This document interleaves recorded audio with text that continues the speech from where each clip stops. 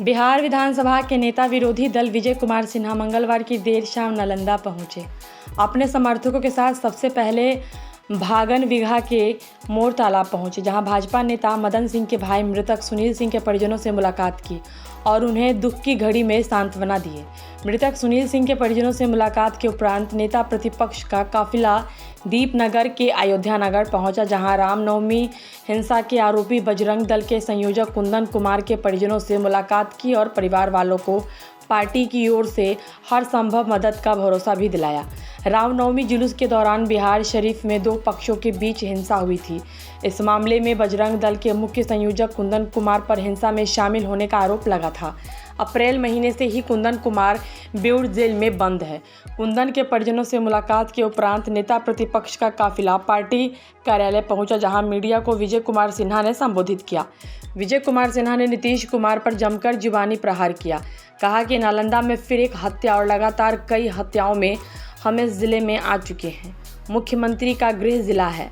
मुख्यमंत्री जी, आपके जिले में दंगा होता है, दंगे में निर्दोष को फंसाया जाता है और जो दोषी है उसको बचाया जाता है। बजरंग दल के संयोजक कुंदन पटेल का जिक्र करते हुए कहा कि वह जेल के अंदर बंद है और कई महीने हो गए, लेकिन जो मुख्य अभियुक्त था वह प्रशासन की मिलीभगत से 3-4 दिन में छूट गया है। सुनील सिंह उर्फ गब्बर सिंह का जिक्र करते हुए नेता प्रतिपक्ष ने कहा कि सुनील सिंह की हत्या हुए 24 घंटे से ऊपर का समय बीत गया है, लेकिन अभी तक हत्यारोपी पुलिस पकड़ से दूर है। नीतीश कुमार पर तंज कसते हुए कहा कि आप आए इस जिले में, लेकिन क्यों आप उस परिवार के आंसू पोंछने नहीं गए।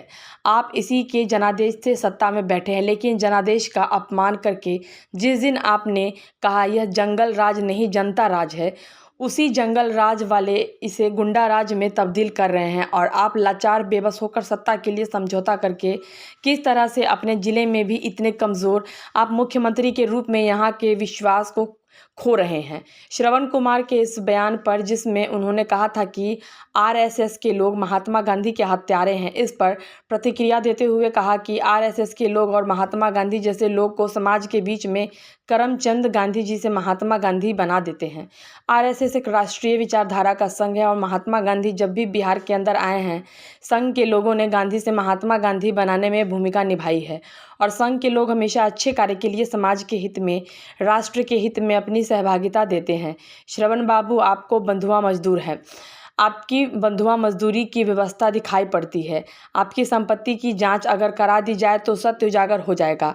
आपको भाजपा और संघ पर उंगली उठाने का कोई नैतिक अधिकार नहीं है। भारतीय जनता पार्टी या संघ के लोग छाती ठोक करके भ्रष्टाचारी और अपराधी के विरुद्ध लड़ते हैं और बोलते हैं। हिम्मत किया भ्रष्टाचार पर एक शब्द बोल सके। आपका बहुत सारा पोथी पत्रा हम लोगों के पास आया हुआ है। दया के पात्र हैं, इसलिए ज़्यादा घबराइए और छटपटाइए नहीं। के अंदर कई हत्याएं लगातार हो रही है और हम तो कई बार आए हैं। आज हमारे भाजपा के कार्यकर्ता के भाई की हत्या जिस निर्ममता के साथ किया गया, और दुर्भाग्य है कि 24 घंटा के लगभग हो रहा है, अभी तक किसी की गिरफ्तारी नहीं होना। मुख्यमंत्री भी इस जिला से आते हैं, गृह जिला उनका है, गृह विभाग भी उनके जिम्मे है, लेकिन नालंदा के अंदर अपराध का ग्राफ इतना तेजी से बढ़ रहा है, हत्याओं की दौड़ चल रही है।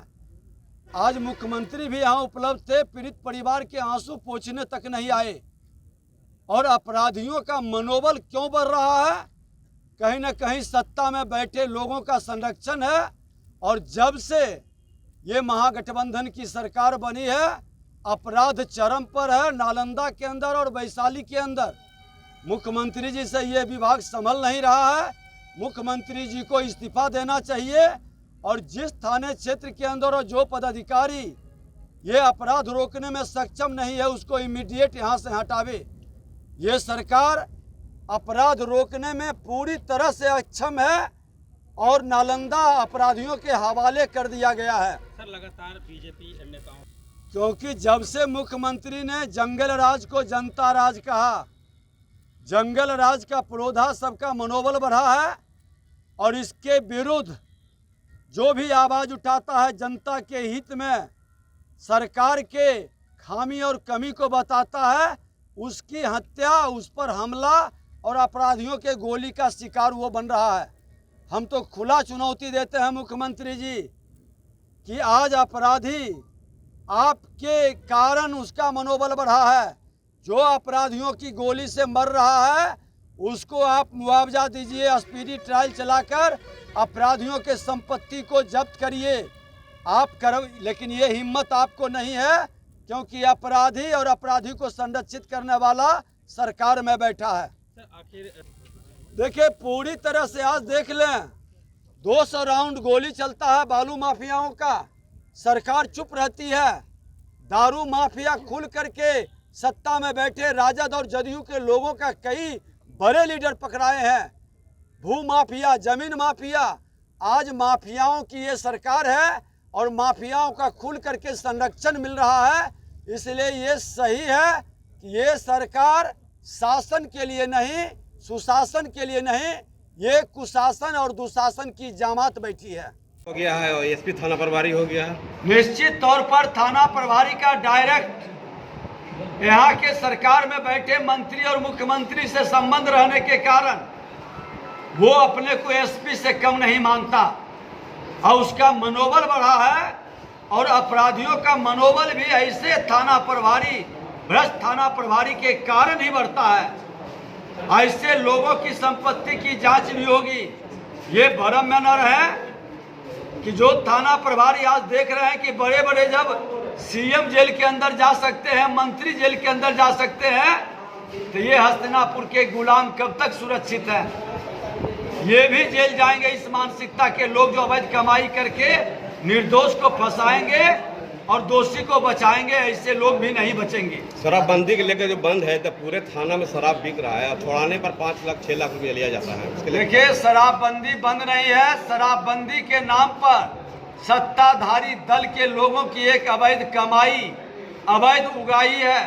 आज जदयू और राजद के कई लोग डायरेक्ट शराब के मामले में लिप्त पाए गए हैं। मुख्यमंत्री उस पर कोई जवाब नहीं दे पा रहे हैं। ये शराबबंदी कर करके सरकार के राजस्व को नष्ट किया।